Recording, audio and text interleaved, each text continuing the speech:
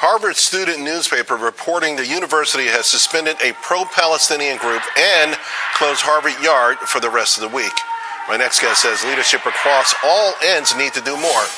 2024 New Voices founder and Harvard grad Samantha Ettus joins us now. And by the way, we did reach out to Harvard University for a statement. We are right now waiting to hear back. Samantha, tell us what you would like to hear and who would you like to hear it from? Well, we're at a pivotal point right now in history. We haven't seen this kind of hate and violence and rhetoric on campuses for, tens of years. Like this is unprecedented.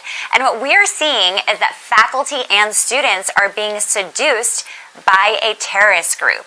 Students for Justice in Palestine, also known as SJP, has invaded our college campuses, and we have been completely unprepared.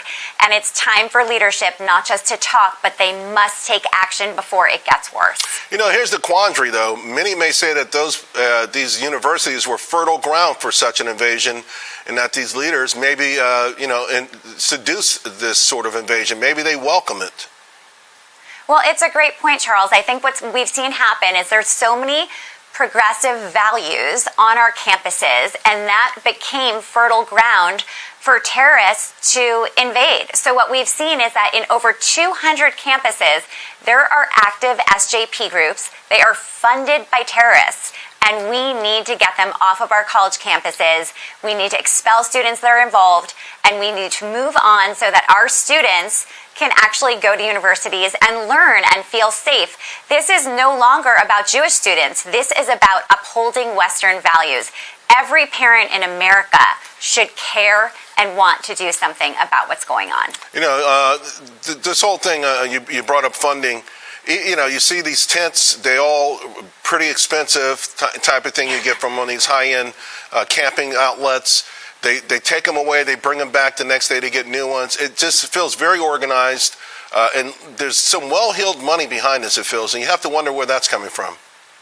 Well, it's a great point. They're not just well organized, they're dangerous, and they're abundant, and they're so well funded, as you said. I mean, look how beautiful these encampments are.